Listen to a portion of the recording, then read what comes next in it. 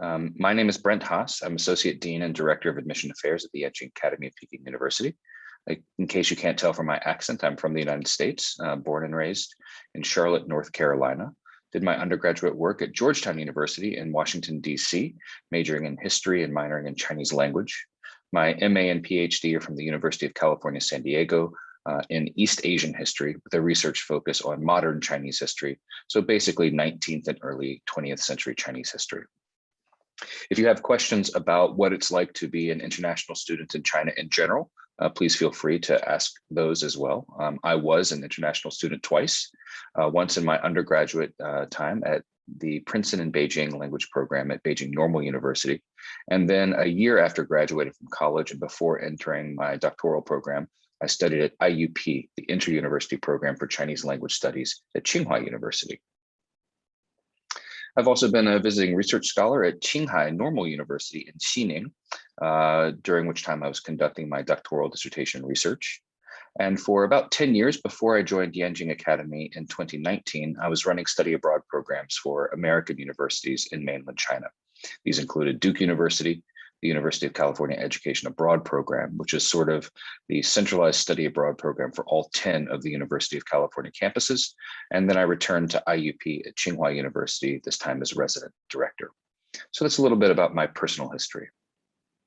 The history of Peking University began at the very end of the 19th century as part of a comprehensive reform movement led by the second to last emperor of the Qing dynasty, the Guangxu Emperor. Although this reform movement was ultimately unsuccessful, hence the name, the 100 Days of Reform, as in implying only 100 days of reform. One of the lasting legacies was the founding of the Jingshi Daxuetang, the Imperial University of Peking, the precursor name to what we know today as Beijing Daxue or Peking University. Here's some of the lovely shots of our campus. We're seeing shots from spring and fall, mainly a little bit of summer there as well. And the central upper portion of this photograph, you can see the very famous Weiming Lake, Weiming Hu, during winter. We've already had one of our first snowfalls of the year a couple of weeks ago. And in the bottom left, you can see the Peking University Library, which just underwent and completed rather several years of major renovations. This is very much the center of academic life and academic research at the university. Here we're looking at Jingyuan Courtyard, or what might be translated as the sort of Garden of Tranquility. This is an important spot on campus for multiple reasons. First, well, perhaps not first and foremost, but for the Yenjing Academy, this is where we have our administration building, our teaching building, as well as our large multimedia lecture hall. So we are clustered in 3 buildings around the southern edge of Jingyuan. It's also historically significant because this was a major portion, sort of a core part of an earlier university that used to be on our campus, known as Yenjing University. Yenjing University was an American-run Christian liberal arts college that was in operation from 1916 until 1952. The buildings in the Jingyuan Courtyard area were built in the mid-1920s. So this, at the time, Yenjing University was focused on bringing some of the best practices of liberal arts education to the early 20th century Chinese higher education system, which at the time was still very early in its stages of institutional development. Now, although there is no direct administrative connection between Yenjing University and the Yenjing Academy at Peking University, we share some buildings. I like to think that we are in some ways part of a similar legacy, and that the Yenjing Academy of Peking University is a part of a really interesting experiment of bringing some of the best practices of interdisciplinary teaching and interdisciplinary research methodology to the already fully developed Chinese system of higher education at the graduate level. So if you are familiar with China studies institutions worldwide, you might have heard of the Harvard Yenjing Institute. This was directly connected to the former Yenjing University. When Yenjing University closed in 1952, Peking University moved from our older campus, which was closer to the center of the city, a little bit to the northeast of the Forbidden City, out to the campus that we know today. So this is a historically and culturally significant area. It's also lovely. It's a great place to live, to study, and to work. PKU today is widely recognized as China's most reputable higher education institution. We have 11,000, nearly 700 faculty members that are divided into over 50 different departments, schools, and institutes. And these faculty members, along with the dedicated staff at the university, serve over 46,000 full-time students a year, and COVID travel restrictions pending, just under 4,400 international students. So what is the Yenjing Academy of Peking University? Most simply, we are a fully funded 2-year master's program that focuses on China studies as our academic discipline. Having run the admissions process for several years now, and having got to know many Yenjing scholars, including Ashley, who will be speaking to you later today, I can personally attest to the fact that it is a magnet for outstanding young scholars, and many of whom will become future leaders. I'll tell you a little bit more about the efforts that we're doing to integrate interdisciplinary teaching and research methodology into the pre-existing degree granting system of the Ministry of Education in the People's Republic of China. But it's also worth pointing out that we're also in a process of defining what the academic discipline China studies means in China. Believe it or not, China studies is a fairly new formal academic discipline within China. So that's something that I find very fascinating. And if you are fortunate enough to join our program, you can be a part of the process of institutionalizing and defining what China studies means in China. And then finally, when you have students from all over the world, different backgrounds, different cultural backgrounds, linguistic backgrounds from different political systems, all with a shared interest in better understanding China, living together, studying together, taking classes together, engaging with the same faculty and reading materials. It really does spark a lot of kinds of what you might call international dialogue, definitely cross-cultural communication. Sometimes this can be challenging, but it's always very rewarding and enriching. The Yenching Academy is a residential college program. So that means that all first-year Yenjing scholars must live on campus in the Yenjing Academy House, a dormitory specifically for our students. International scholars have the option to not be based in China for their second year. However, I do not recommend that option because 1 year alone in Beijing isn't enough to get to know the city well, let alone this vast, complex, and fascinating place we call China. However, for some scholars, Ashley included, it is the right option for them. I would encourage you that you should plan on being here for 2 years, but if you're perhaps an internship pops up that is really too good to pass up, or if your research topic and the availability of sources necessitates that you be based outside of China for some or all of your second year, that is an option for you. Now, if you are from the Chinese mainland, from Hong Kong, Macau, or Taiwan, however, you are required by the terms of your fellowship to be in Beijing for both years. Now, the language of instruction and administration at the Yenjing Academy is English, so no prior proficiency or fluency in the Chinese language is required for admission.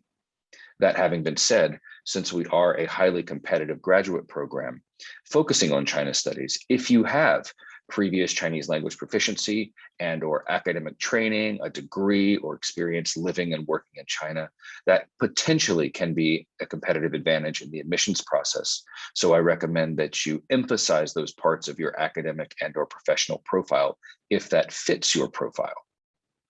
We've designed our program both from curriculum and from an administrative perspective to encourage Yenjing scholars and sometimes push them to more fully integrate into the broader academic and cultural life at Peking University. For instance, our required courses in year one only occupy just under 50% of your course credits that you must complete in order to maintain good academic standing. Now, there are ample courses that are offered specifically by the Yenjing Academy that you can take, but we also encourage scholars to look into other courses taught by different departments and schools at Peking University. Many will be taught in English, but if you are highly proficient in Chinese, you do have the option of taking content courses in other departments and schools taught in the Chinese language. I'll tell you a little bit more about research areas and diplomas coming up in a minute.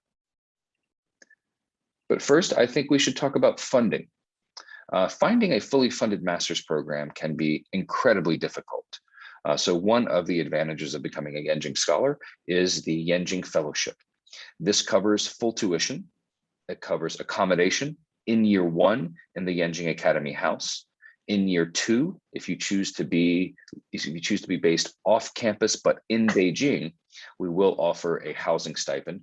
That stipend will be sufficient for a private room in a shared apartment in Beijing, but probably not enough for a studio apartment or a 1-bedroom apartment on your own, unless you are so far outside of the city that it would be quite inconvenient.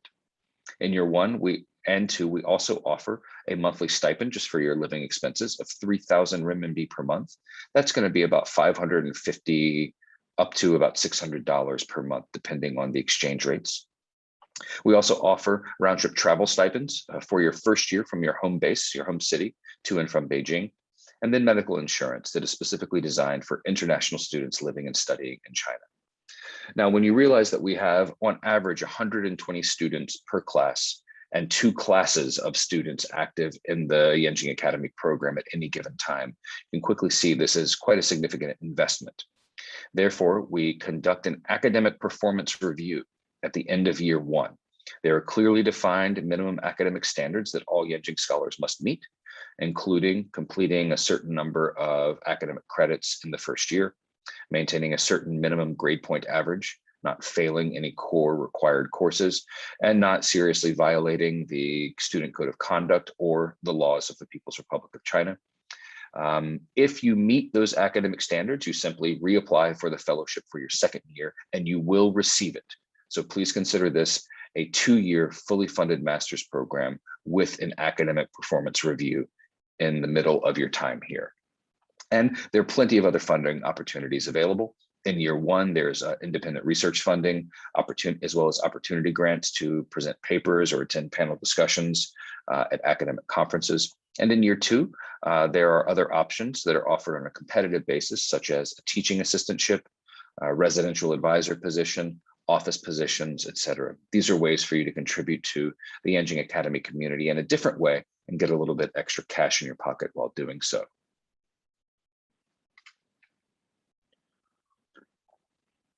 This is an important slide, and I'm going to spend a few minutes talking about it. These are the 6 research areas at the Yenjing Academy. And you see these research areas are defined as China Studies, parentheses, History and Archaeology.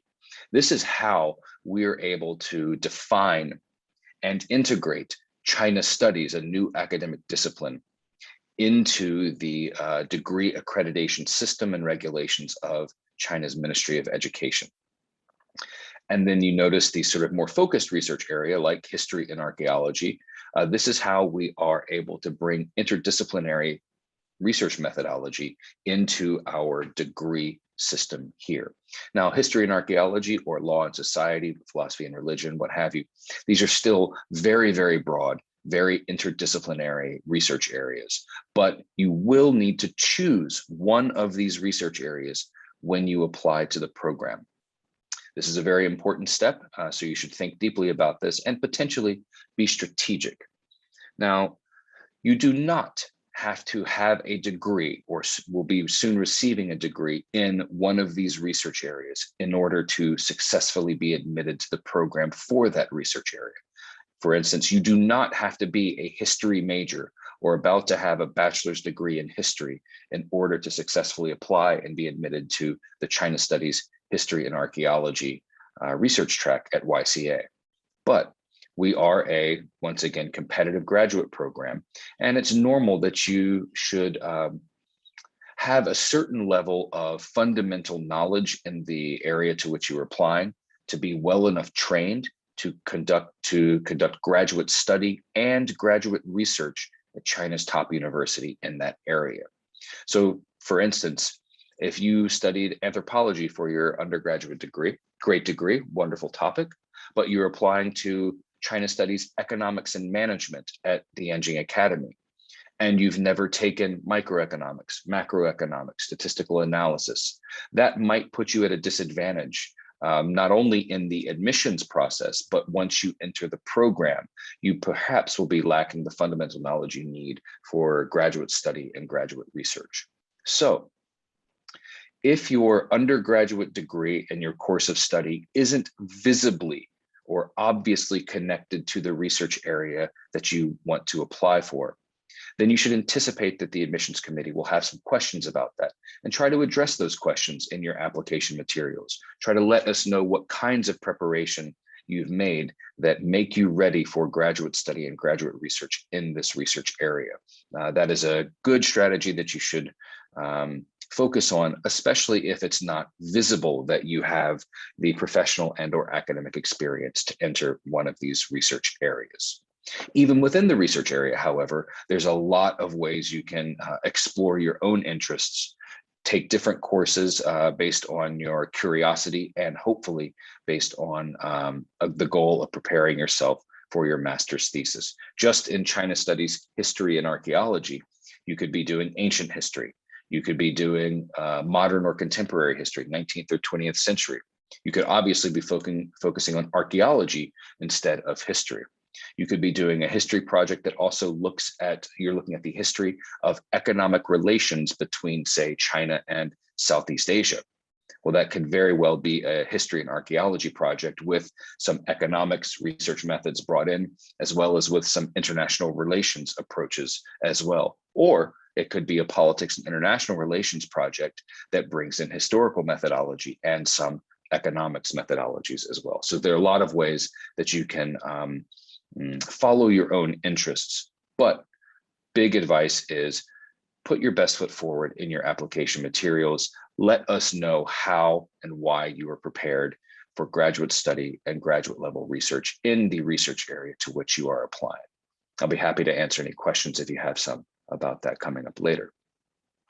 And the last point that I'm going to make on this is that when you graduate from the Yenjing Academy, your master's degree diploma will say Peking University.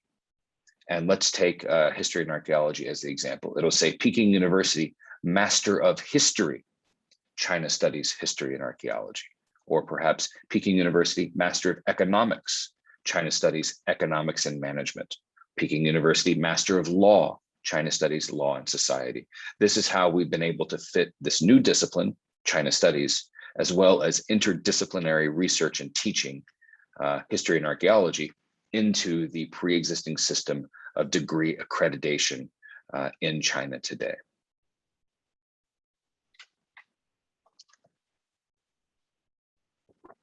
Here is the a brief outline of the core curriculum that all first-year Yenjing scholars will need to complete. This is going to be about half of your required academic course credits for year one. In the upper left, the core courses. These are 4 courses that all Yenjing scholars take together. China in Transition 1 and 2 is a 2-semester interdisciplinary look at contemporary China. The first semester is organized along the lines of large lectures with different faculty members from PKU, combined with immediate breakout discussion sections right after the lectures. China in Transition 2 in the spring semester organized itself into smaller, sections of the course where all Yenjing scholars will get expert guidance in designing and conducting a small field research project. The goal of this course is to give you on-the-ground field research experience in China before you need to do so for your master's degree in year 2. The field study course, which normally takes place in the fall, but for the last 2 years, we've had to reschedule to the late spring semester due to COVID travel restrictions, is an intensive week-long travel learning experience with assigned readings, videos, documentaries you need to watch online before or in person if you are based in China. And then we take students to a different city and region outside of Beijing for a long week of learning, of site visits, of interviews, yes, some touristy activities that can be quite fun, but it is not just a fun touristy trip. It is a required course that culminates in several reaction papers by Yenjing scholars. We, for the last several years, have been taking our students to Chengdu, the capital of Sichuan province in the southwest.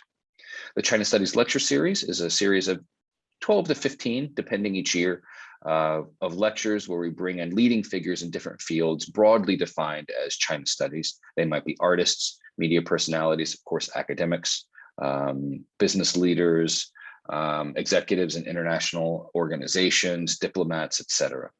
And then academic writing is a similar series of curricula, of colloquia, of lectures given by different PKU faculty members from different departments, giving you step-by-step guidance in conceptualizing a research project, identifying secondary sources, carrying out your research, analyzing your data, drafting a paper, etc.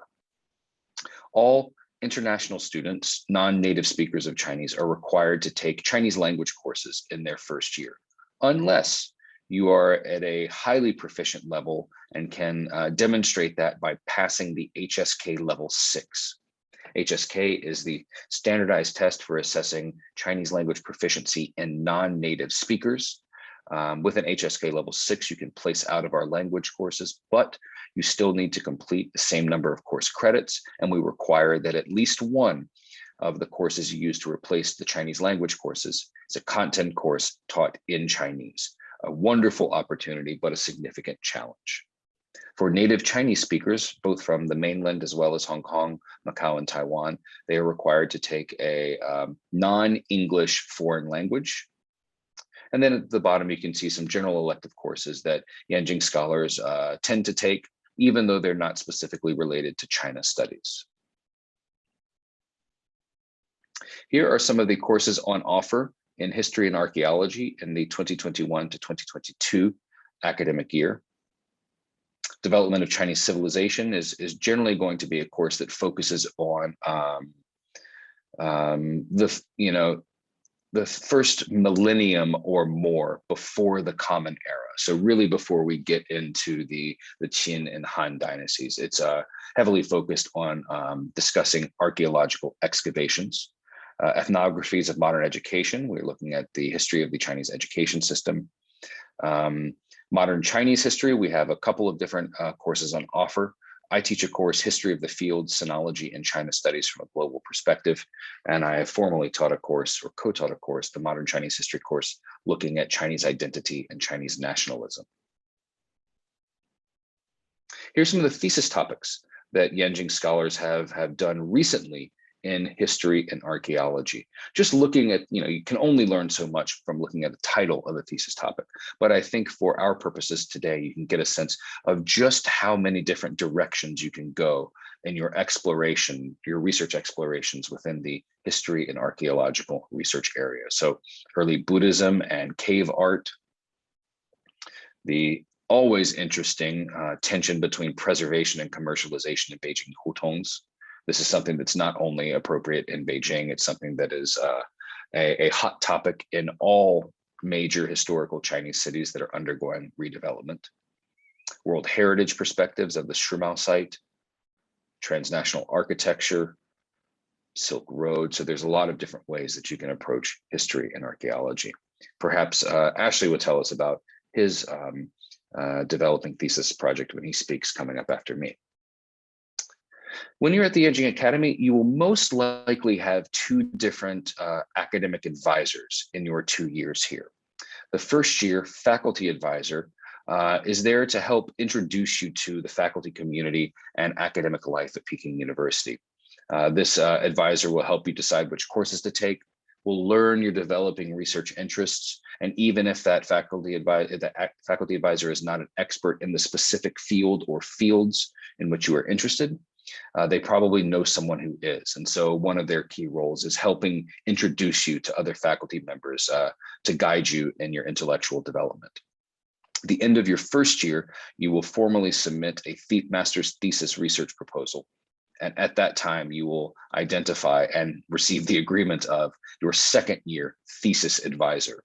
These on this slide are some of the departments, schools, and institutes at Peking University from which the nearly 200 faculty members who have either served as thesis advisors or have expressed interest in serving as thesis advisors for Yenjing scholars. So lots and lots of faculty resources from which to choose. This should indicate just how well integrated the Yenjing Academy is into the academic community at Peking University.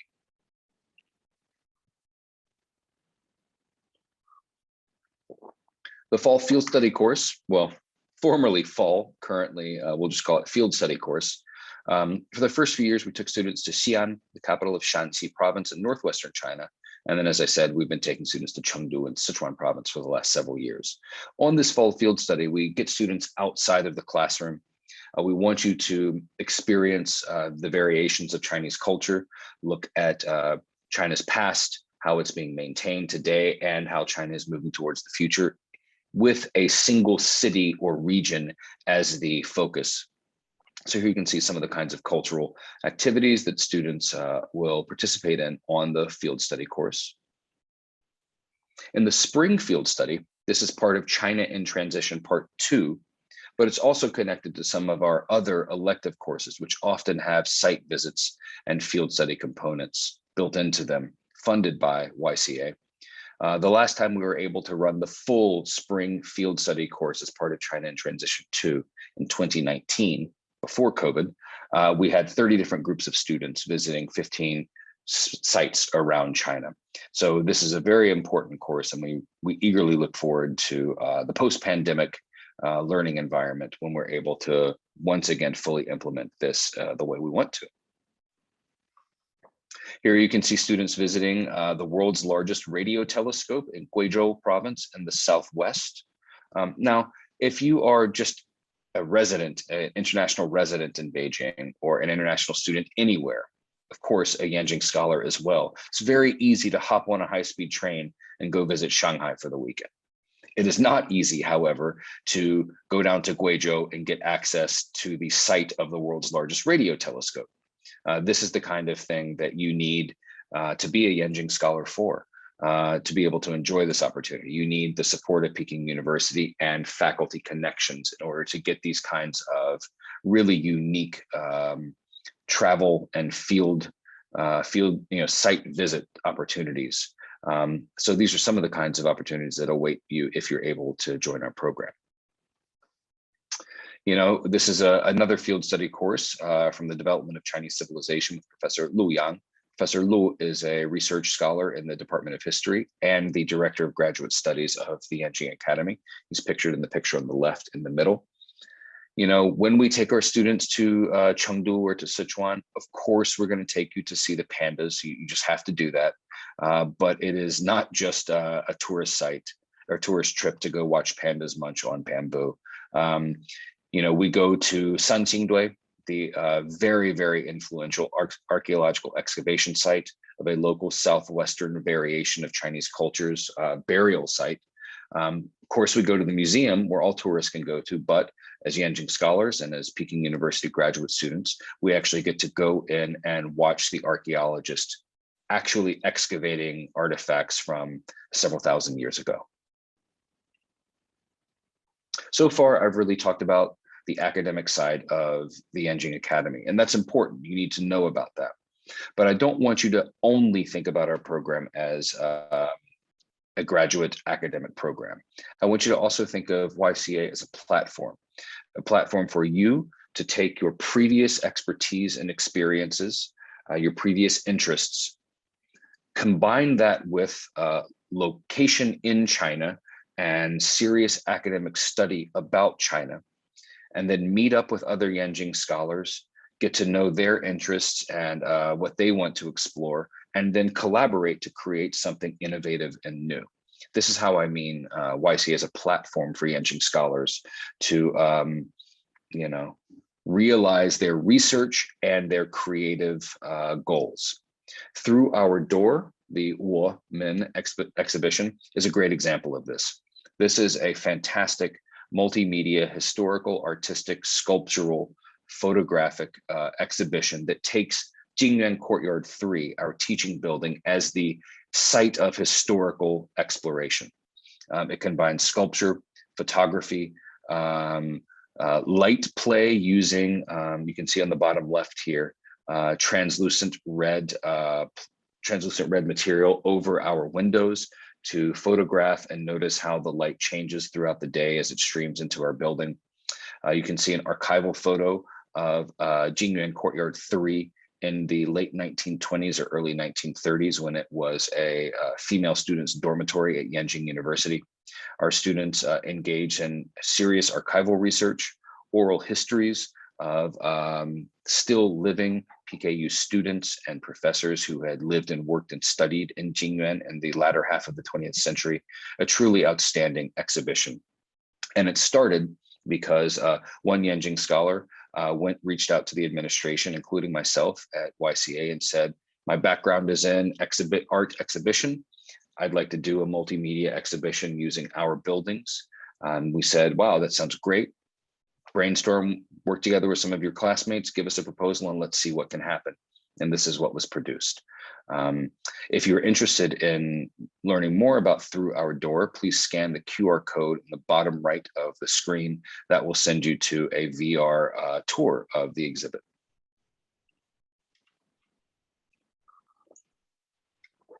We are an academic program, but not every Yenjing scholar is planning on an academic career.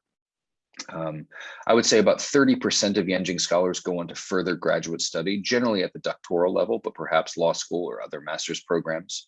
But that means 60% of our scholars aren't interested in pursuing an academic career. And so we try to offer the guidance and personal development options that they might need. So through our colleagues in the Student Affairs Office, we have every week a series of career development, leadership training programs. These are all extracurricular, and attendance is voluntary. Here you can see one of the vice presidents of the Asian Infrastructure Investment Bank. Last week, we had someone highly placed in the Asian Development Bank, but we also have other international organizations, NGOs, corporations come and recruit students for internships and for job opportunities. So there are ways to explore your professional future after graduating from the program. So we're not just for future professors. After graduation, in the history and archaeology field specifically, we have a lot of students who are going into further education at some of the top universities in the world. So Columbia, Harvard, SOAS, Chicago, Oxford. So, you know, if you are interested in potentially pursuing doctoral studies in something related to what's broadly defined as history and archaeology, and you want to have China be a major focus of your further academic inquiry, well, then the Yenjing Academy is an excellent, excellent choice for you. For those who go into non-academic fields, and 60% of Yenjing scholars in general, here you can see some of the international organizations and NGOs, think tanks, et cetera, that our recent graduates have found jobs in right after graduation. This is a stellar job placement record for Yenjing scholars. And so I think you should realize that you will be studying academically while you're here, but many, many doors will open to you and many paths will be available to you upon graduation. The Yenjing Global Symposium, YGS, is our flagship extracurricular event. It is an international conference related to China studies that brings delegates from around the world, generally at the early stages of their career, to Beijing, COVID travel restrictions pending, for a long weekend of research panel presentations, keynote speeches, networking, discussion sections, et cetera. And this is another example of how YCA is a platform for Yenjing scholars, because the first Yenjing Global Symposium, like all of the rest since then, is fully student run, administered, and initiated. But the first one was started by a group of students coming to the administration in the fall of 2015 saying, hey, we have an idea. We want to do an international China Studies conference at Yenjing Academy. And we supported them financially and administratively. And the students thought of a theme, identified keynote speakers, sent out a call for applications, reviewed thousands of applications, selected delegates, and then we fly them all here for that weekend. Shared Renewal, Recoupling East with West was a fascinating online conference for the 2021 Yenjing Global Symposium.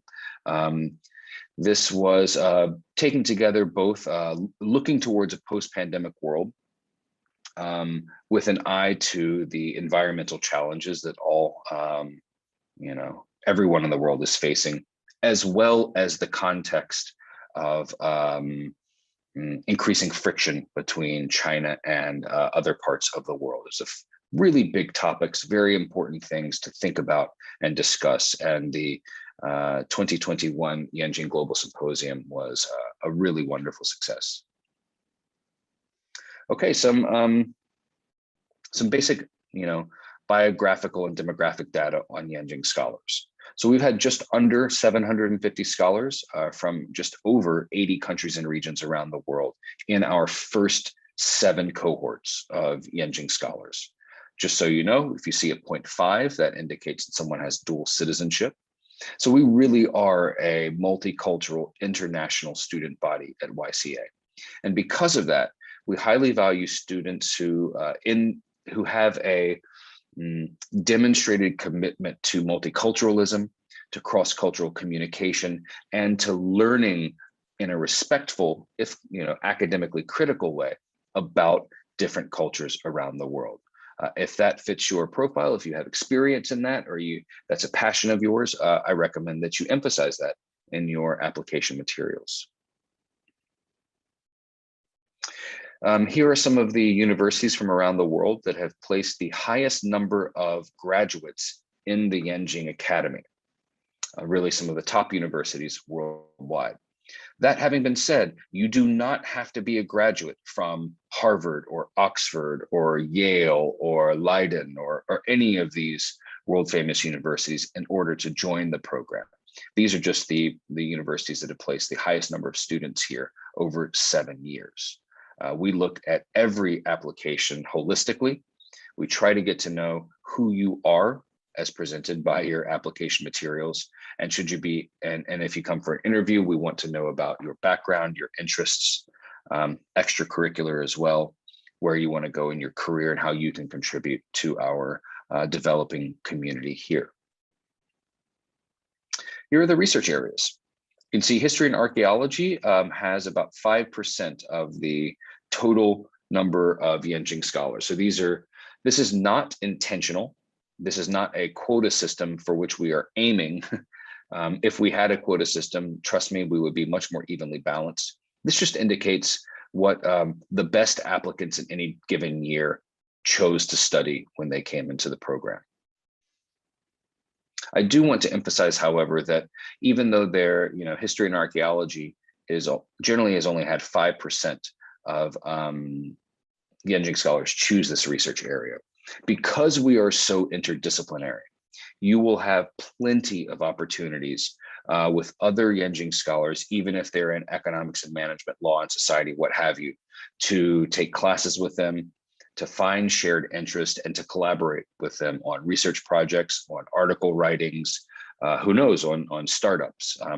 So even though the only 5% have chosen history and archaeology, you are not compartmentalized into that research area. You are not required to only take courses in history and archaeology.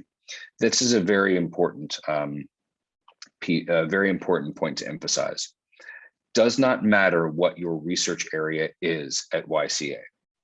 You can take elective courses in any course as long as it is interesting to you, and we hope, as long as it helps you prepare yourself for your second year master's thesis research.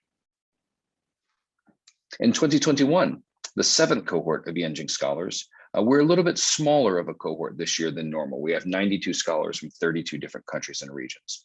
To be frank, the reason why we have fewer scholars than we normally would is that when the travel restrictions on international students coming to China were not lifted before the start of the semester, about 20 Yenjing scholars decided that they couldn't make it. They couldn't focus on their studies and needed to focus on other parts of their career.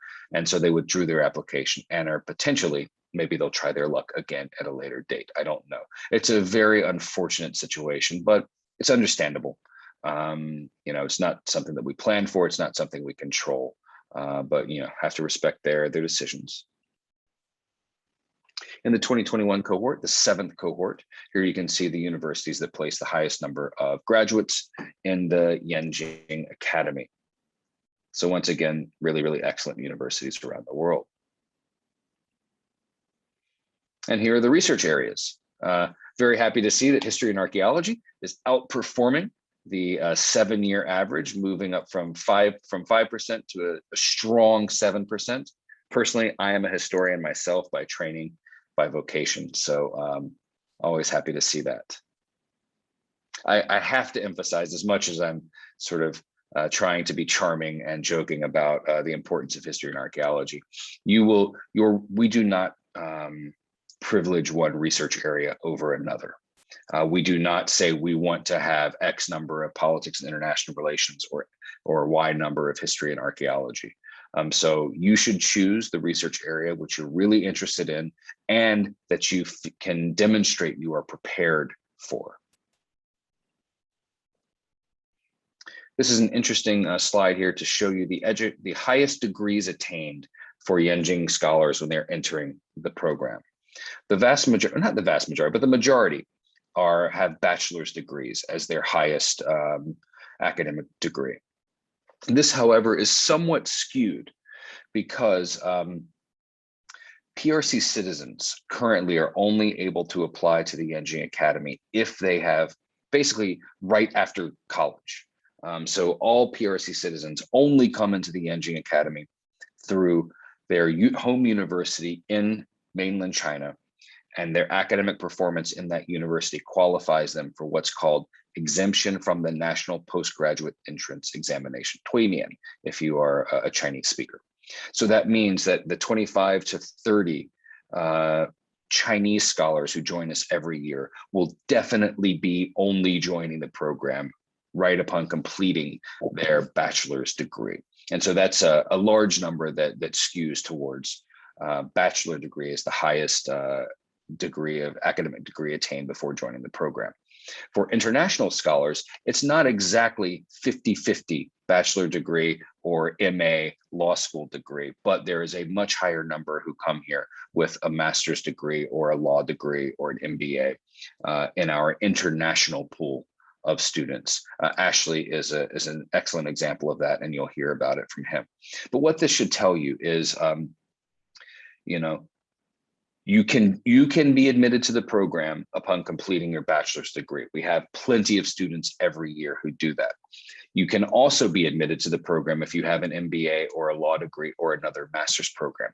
In fact, I really value having students with different degrees, different highest degrees attained, and different levels of academic training in China studies. If we only accepted students who had no China training, or if we only accepted students who only had graduated with a China studies degree, maybe a China studies master's degree, our discussions and our classroom experience wouldn't be as interesting.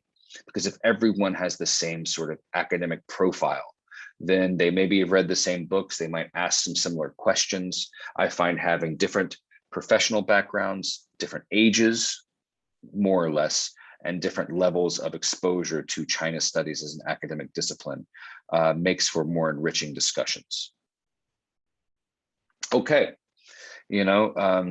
we highly value academic performance in applicants. So an outstanding academic record, whether it's a bachelor's degree or a bachelor and master's degree, is essential. However, that is not the only thing we value when we're looking at applicants in our admissions process. We don't just want to know your degree, your school, your GPA. We also are interested in your who you are as a person, or as much as we can see from application materials and an interview. Are there extracurricular activities that have been very important to you, that you've committed time and energy in creating or sustaining? We want to know what those are. Do you have a startup company? What kinds of leadership experience do you have? What kinds of leadership potential do you have? Are you committed to community service? Do you speak 5 languages? Are you an artist, an athlete, a musician? These are things that we want to know about to get a better sense of perhaps who you are as an individual, and to sort of think about how you might be able to contribute to the growing community of Yenjing scholars. As I mentioned before, we really value applicants who have a demonstrated interest in and a commitment to multiculturalism, exploring diverse cultures through education. We want to know why you're interested in China, why you're interested in a degree in China studies. So we need to see why you want to explore this for the next 2 years of your academic career. You do not have to be an East Asian languages and literatures major and Chinese language minor coming to the Yenjing Academy on your way to a PhD in Chinese literature and a career teaching and publishing in Chinese literature. That is not the only kind of student that we're looking for. Now, we get those students every year and we welcome them, but we also have students who maybe have focused on other aspects of their academic or professional life. It could be on finance. It could be on engineering and green tech. It could be on law. It could be sociology, and they have excelled in those fields. But at this point in your life, you realize, to get where I want to go in my career, I need to know what's happening in China. I need to know what's happening in finance in China, or in entrepreneurship in China, or in sociology in China, or in ed tech in China. We also get a lot of students like that every year. So that is, there is not a single profile of students that we want. And therefore, there's not a single kind of experience that Yenjing scholars have when they come to the program. And just like any grad school application, or any job application rather, you need to give us a clear narrative, a well-articulated reason for why you want to study China, why you want to study China at the Yenjing Academy, where you want to go in your career, and how you think a degree from PKU and time at YCA will help you achieve those goals. We need English proficiency. So for non-native English speakers, unless you have attended and are graduating from a university taught in English, we will need to see one of your standard assessment scores for English proficiency, IELTS, TOEFL, Cambridge, etc. For any PRC citizens who are watching this video or joining us live, unfortunately, to this point, the only way you can apply to the program is through the Tuimian system. That is, going to your bachelor's program in mainland China and performing to a level of academic excellence that you qualify for exemption from the National Postgraduate Entrance Examination. So that is currently the only application route for PRC citizens. However, if this is bad news to you, then please stay tuned, because we have what we think is a very persuasive proposal under review to allow an application route for PRC citizens who've done their undergraduate work abroad. Unfortunately, I don't think there will be any changes to the policy this year, but please check back again later. If you are from the regions of Hong Kong, Macau, or Taiwan, you will apply in the same way that I'll tell you on the next slide, but be aware that Peking University has its own application portal for all applicants from Hong Kong, Macau, or Taiwan. So you will need to do parallel applications, essentially the same information, but it'll be submitted in different formats. If that is applicable to you, please go to our website, click on the admissions tab, and look at the detailed information provided there. At a minimum, the minimum requirement for being eligible for consideration to the Yenjing Academy is completing your bachelor's degree by August 31st of 2022, if you were applying to enroll in September of 2022. Basically, you can't go to grad school until you've finished undergrad. Okay, here is some of the basic information about our application process. 1, the formal application deadline is December 3rd, 2021. Unless you are a current student or an alum of one of the Yenjing Academy's partner universities. Go to our website and look at those partner universities. If you are a current student or an alumni of a partner university, you apply to the partner university first. So please double check that. I would assume that if you are a student or an alumni of a partner university, you probably already received this information. But if you have any questions about it, go to our website and look at the list of partner universities. You'll apply online at yenjingacademy.pku.edu.cn. Let me also emphasize the deadline is noon, 12 p.m., December 3rd, 2021, Beijing time. Beijing time. So make sure you're aware of the time difference between Beijing and where you are today. FYI, it is now 9:57 a.m. On Friday, November 19th in Beijing. So we'll need to see your certificate of English proficiency for student non-native speakers who did not attend a degree program taught in English. We'll need to see your diploma from any institutions of higher education from which you have graduated. So if you are currently a master's student, we'll need to see your bachelor's diploma. If you are currently a bachelor's student, don't worry, we know that you haven't graduated yet. We do need to see an official certificate of enrollment attesting to your full-time student status or your student status at your home university. Generally, that will come from the university registrar. We will need to see official transcripts also from the university registrar from all bachelor's and or master's or other degree programs that you've attended. We need a personal statement in English, maximum of 750 words. This is the standard grad school personal statement. Who you are, why you're interested in China, why you're interested in the Yenching Academy specifically, how you can contribute to our community, and how you think studying with us will help you achieve your career goals. The research side of the application is slightly different than last year. It's called the Statement of Research Interest. This is a maximum of 1,500 words, excluding citations.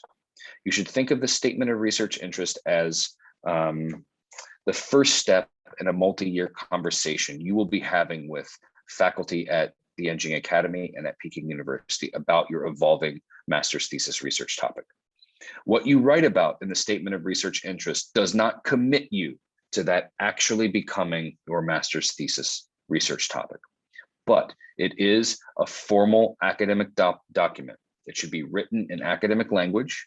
It should engage with existing literature in the academic field or fields that you're most interested in. It should contextualize your topic, perhaps give a few research questions that you're interested in exploring, and if possible, suggest some methods, some methodologies with which you hope to use to answer those research questions.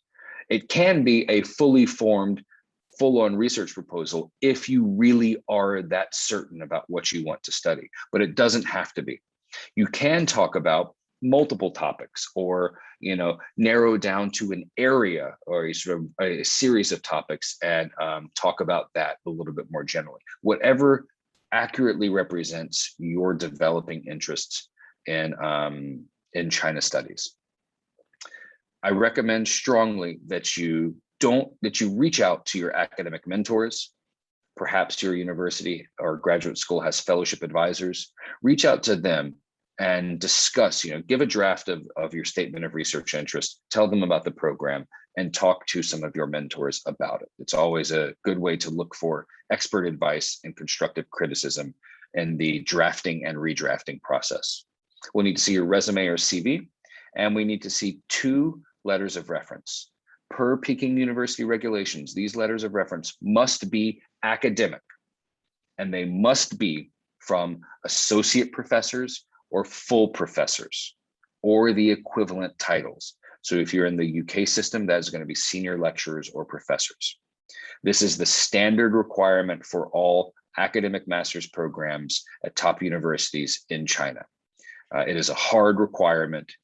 So assistant professors cannot fulfill the 2 academic letters of recommendation. Lecturers cannot fulfill it.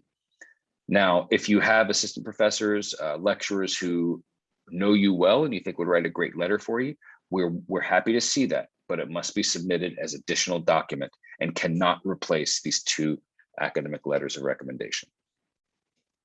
Okay, here's our social media. Please go to our website, look at the profiles of Yenching scholars, look at our curriculum, our admissions process, do your research before you apply.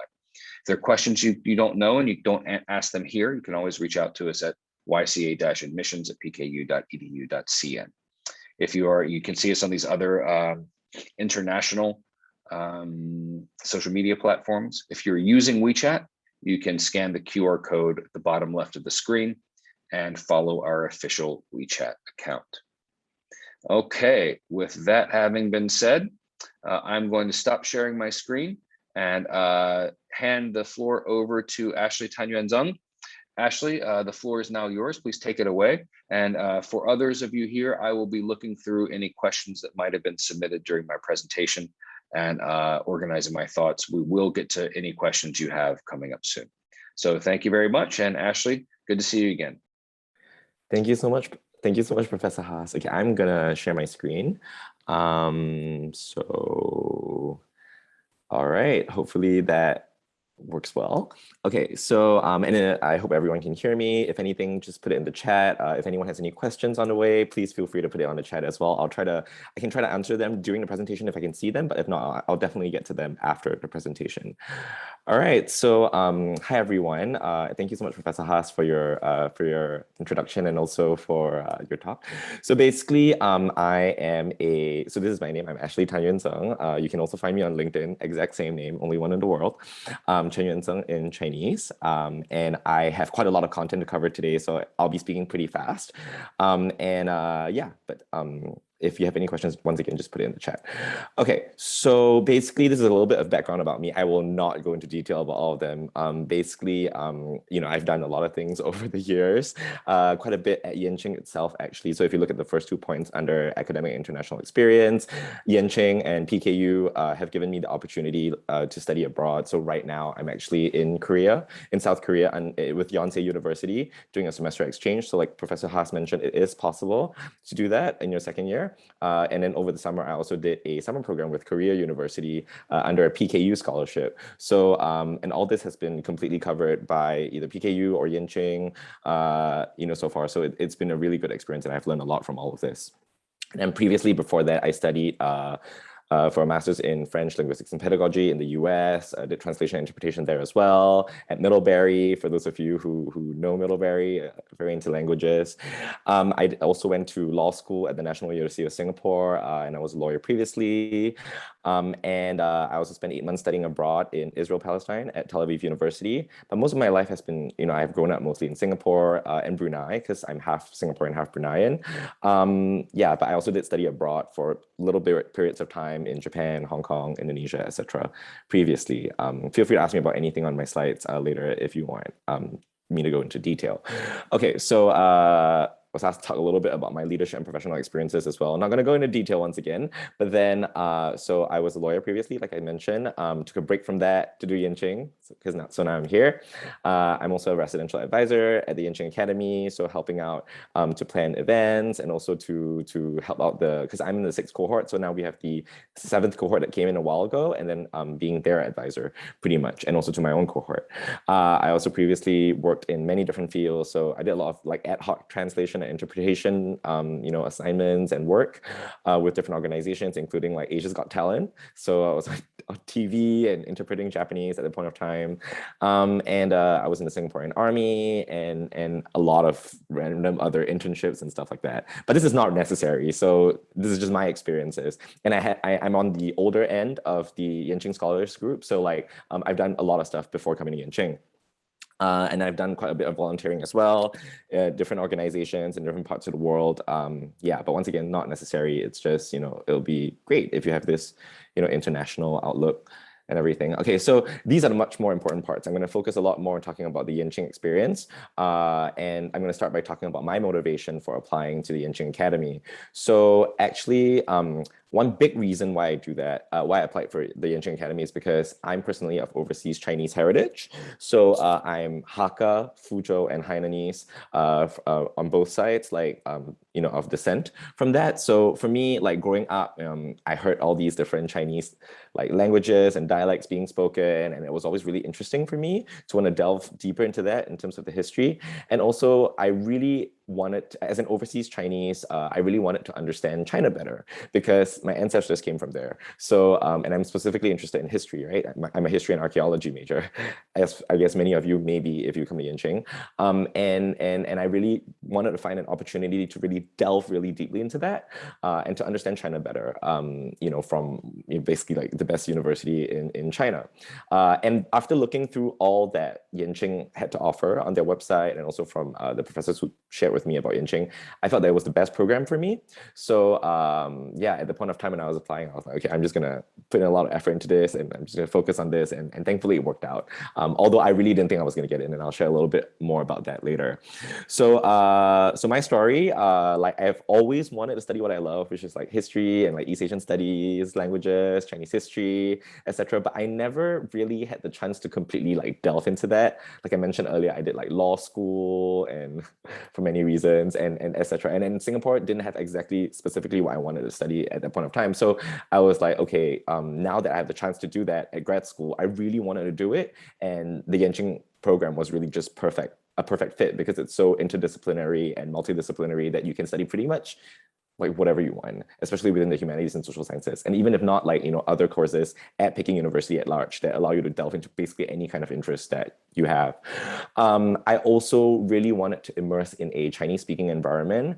Yes, this would have been ideal if it was in China, but even then I still, I guess, managed to make the most out of it because we do have classes offered completely in Chinese. Every Yenching scholar studies Chinese in the first year unless you test out of it. And there was still a relatively great Chinese speaking environment, even though I was doing everything online. Yeah. And then I also wanted to do courses at the graduate level in Chinese. And where better to do that than than China. And also I thought that this would be the best use of the 2 years of my life to do this. Okay, and then also Yenching Academy has like top professors, world-renowned professors, Peking University as at large as well. And then one of them eventually became my advisor, Professor Lu Yang, that was mentioned by Professor Haas earlier, who is also the director of graduate studies and my thesis advisor, who's super amazing. Professor Haas as well, who also taught me, is also amazing. And there was a chance to do like interdisciplinary studies. So even though I'm majoring in history and archaeology, I could study like economics and law and philosophy and religion and basically so many different things.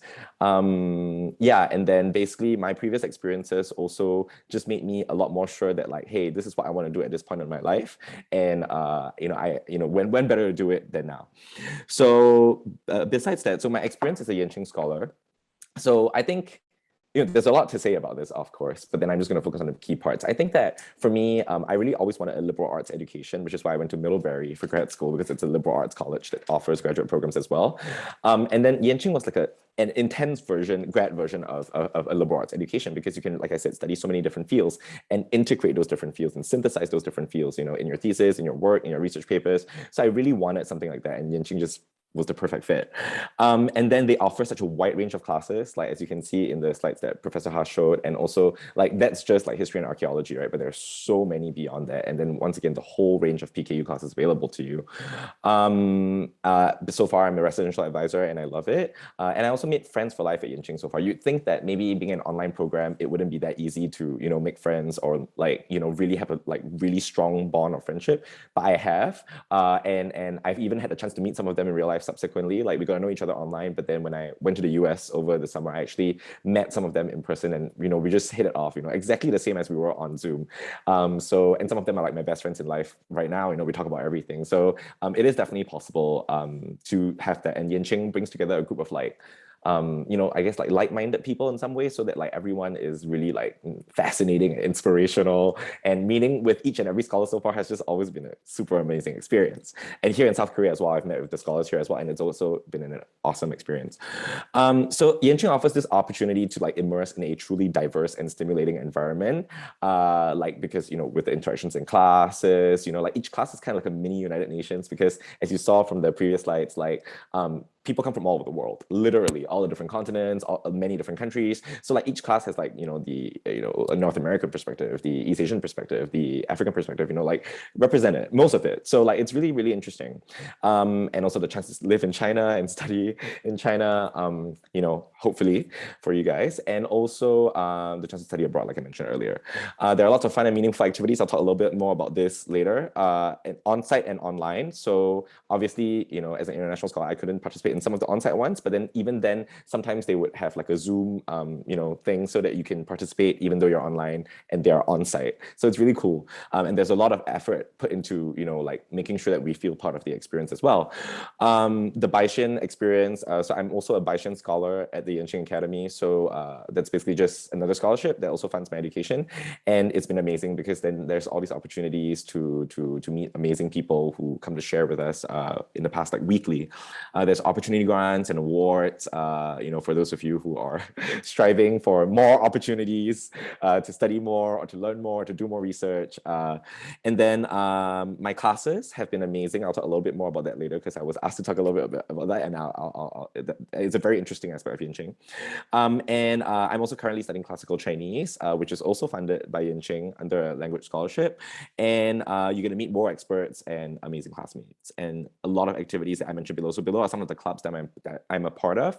And there's a lot of celebrations and band events and seminars that go on. Okay, this slide is important. Okay, so like major related courses. So like since most of you here are probably interested in history and archaeology, some of the classes that I did that were under our major is with Professor Haas. So history of the field, sinology and China studies from a global perspective, which was super interesting. I think our class was the first time it was offered, and I'm so glad that I took it. Even though I was already taking too many classes for my own grade, I took like way beyond the required electives, and yeah, like I don't know, like 20 classes in the semester, and I really loved it. Even though we covered a lot of material, but I got to delve into really interesting things. Like I did a presentation on Korean sinology, for example, and I learned so much about it because of the class. So thank you, Professor Haas, for that. I also did many other classes, including development of Chinese civilization with Professor Liu Yang, my advisor, and it was also really intense and interesting because we basically covered like most of Chinese history in one semester. I mean, obviously, we're not able to go like super in depth into every single one, but then like a wide range of like the up to a certain time period. And then I also did formation of Chinese civilization, which is and then the archaeology part. And then we went into like prehistory. We went to like Neolithic times and archaeology in China, San Xingdui, as mentioned by Professor Haas, and it was really interesting. I also did like Chinese frontier societies, which was really interesting. We learned about all the border regions that China has, whether with like Mongolia or whether with like even in the south with the Southeast Asian nations, or with like Korea, for example. So like it was really interesting as we delved really deeply into that and the implications of that. I did another really cool class called Archaeology of Cultural Exchanges between China and the West with Professor Vignato, and it was just so fascinating. A lot of it was about the Silk Road and the Silk Roads. As you guys can tell, like I'm super passionate about all this, so like I can go on this forever, but I'll keep it brief.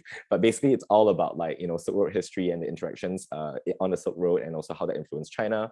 And then Chinese classics and thought, so this is also like history but also like religion and philosophy. So it was fascinating. I learned so much about like Confucianism, Taoism, and Buddhism. And yeah, it's also with Professor Liu Yang. That was amazing. Okay, and there are a lot of other classes, but these are the ones that I think are like directly under history and archaeology as far as I remember. But there are a lot of other classes as well. So other endeavors at Yenching, so thesis and research papers. I'll quickly talk about this. So like what I like is that you really have the space at Yenching to kind of like delve into like basically any topic that you're interested in related to China, super in depth. So my original main research thesis and ideas were going to be about like, because I'm of Hakka descent from this region called Hepo in Guangdong. So like I really wanted to just delve deep into the migration history of the people from where my ancestors came from, but because we're not allowed in China right now, so I kind of had to like pivot that. So right now I'm actually focusing on the Hakka community's migration into West Kalimantan of modern day Indonesia, but at that point of time part of Borneo Island, and where they kind of founded like a republic on their own, or like the early forms of a republic on their own, and basically had their own like sovereign kind of like entity over there. So I thought it was really interesting to focus on that, and I've been doing so much reading about it. it, and my advisor, Professor Luyan, has been helping me a lot with it. So that's really interesting.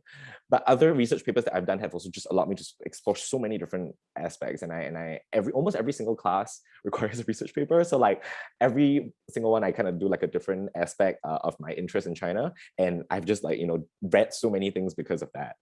And then I'm also the president and co-founder of certain groups at Yenching. So like the Cantonese Club group, the Language Tables group, the Korean Culture group, the Jewish Culture group, and the China Mediterranean groups, but co-founder with some other students as well. And then I teach Cantonese classes. I taught it for the whole of my first year at Yenching for free. And then I also do multilingual language table social events whereby Yenching scholars come together to speak in different languages in different breakout rooms. Ideally in real life, like in reality, if it were first physically on campus, we'd have different tables and we'll talk in different languages in different tables. But then I managed to find a way to do it online, and it's been really amazing actually. And then for Korean Club, we do like Korean studies talks about Korea-China relations. Like we invited Professor Deluri from Yonsei University, where I am right now, and to talk about that, and he's amazing. And then we also do Korean language classes. And then we celebrate festivals as well. So I partnered with a fellow scholar called Hong Da, and then we organized like Hanukkah celebrations, and we talked about like my time in Israel, and we had Jewish scholars share about their experiences as well. And then I also organized with another scholar called Mattia about the Euro-Mediterranean region lecture series, where we invited like world experts and professors to come share with us about China Europe Mediterranean relations. And then just quickly rounding this off, like I participated in the Yenching Global Symposium. I basically participated in as many Yenching and Baishan events as I could, like physically possible whenever I wasn't in class. And then there's also the Peking University Chinese speaking competition, like I said, summer study abroad, fall study abroad, and summer camps, which were all fully paid for by Yenching or my other Baishan scholarship. Okay, so this is my last slide. So basically, like suggestions to prospective students, like to those of you applying, right? I think it's really important for you to like think about why you want to do Yenching, whatever reasons you want to do it, and like to really articulate that clearly in your application. I thought a lot about it before I actually started the writing process for the application, because I was like, okay, what do I want to get out of these 2 years of my life? How can I contribute to the Yenching Academy? What can I learn from this? How does it fall in line with my career goals, right? So think about all that before writing, and then put in a good application in. And then because Yenching really offers so many opportunities, for example, like I mentioned, exchange summer, the network is amazing, like not just your current cohort, but like all the alumni and everything. I've met so many people from like even like the first, second, third, fourth cohort, etc., and they've been the amazing people. Literally almost every scholar I've met has been like just completely amazing, and like everyone's so passionate about their own fields. And then your career, like how is it going to move forward? Basically like Yenching gives you a lot of chances to have the resources to go pursue your interest, and also unique experiences that you probably wouldn't get in any other program. Okay, so I do think it's also really important to research on the program. So like read up about our website and ask scholars beforehand. Like you can feel free to reach out to me on LinkedIn or other alumni or other Yenching scholars. I'm sure they'll be happy to help as well. But I'm super happy to help. So LinkedIn probably the best, or email. I'll give my email at the end of this presentation on the next slide. I think it's also really important to just try. I think a lot of people, I myself included, I didn't think I was going to get in, but a professor was the one who told me about this program, and I was like, okay, well, I'm probably not gonna get it, but then like I tried anyway. I wasn't like valedictorian of my college or anything like that. It seems like a lot of them are, but yeah, but it worked out. So just believe in yourself and try. I do think you should start early because it is a big application. So like break it out into parts and start early. And if you get into the interview stage, then do your best, be yourself. I think it's the most important to have confidence and be yourself. I was completely myself, as Professor Haas knows, because he was part of my interview committee, and I think he talked about it the last time as well. Like I was just like, this is why I want to study China studies, and this is why I want to study history, and I just went on and on about it, and like I guess that worked out. So just be yourself, like I was just completely as how I'm talking to you right now, to you guys right now. It's just myself. And also think about like your goal, be genuine and think about your goals. So for example, what is it about Yenching that is gonna help you achieve those goals, whether you want to work in consulting or diplomacy or do a PhD, whether in the US or other countries, And if it doesn't work out, you can always try again. Like it's not like there are people who have tried multiple times as well. So it's not like the end of everything. And also like reach out to other scholars, like I mentioned earlier. I think LinkedIn is the best for that. And then also definitely Yenching for me, just ending off, like has been a really it's just one of the best things that's ever happened to me in my life. It's once in a lifetime. And I really do think, everyone should, as much as possible, like do what you love, and and always do your best in whatever you do. And if Yenching is what you think is in line with what you love and your passion, then definitely apply. And really the past year at Yenching has been like one of the best years of my life so far. Yeah, hands down. So, and if any of you are wondering whether, these 2 years are going to be worth it, whether it being online, etc., is going to be worth it, I personally think that it was super worth it. Super worth me, stopping my lawyer career and then like doing this, and super worth me taking the time to do this. And being a Yenching scholar is definitely worth it. All right, so as I mentioned earlier, these are my contact information. Like LinkedIn would be best, like I said, or email is fine. So that my email is over there as well. Feel free to reach out to me anytime. And if somehow you don't get a response, just send another one and I'll be more than happy to help, or put you in touch with other scholars who are working in your area who can help you. Yeah, so thank you so much, everyone. And I'm happy to answer any questions that you guys may have. Don't be shy. Thank you. All right, thanks, Ashley. Always great to hear from you and your experience. It always gets me excited. Would you stop sharing your screen for us? All right, thanks. Okay, so we have a lot of questions in here. Let me start off by giving you an update of what we're doing and what we know, and unfortunately what we don't know about when Yenjing scholars will be able to come to mainland China. So there is no official announcement from authorities about when international students in general and when Yenjing scholars specifically can come to China. We have been working on this problem for over a year and a half now. We have a very, very detailed proposal that has been approved by Peking University and is currently under review by the Beijing municipal authorities about bringing Yenjing scholars to campus. Both first and second year scholars. This includes all of their locations, their vaccination status, their citizenship, their likely path to China, and how we will support them administratively and financially in the very long process of centralized quarantine and health inspection, everything like that.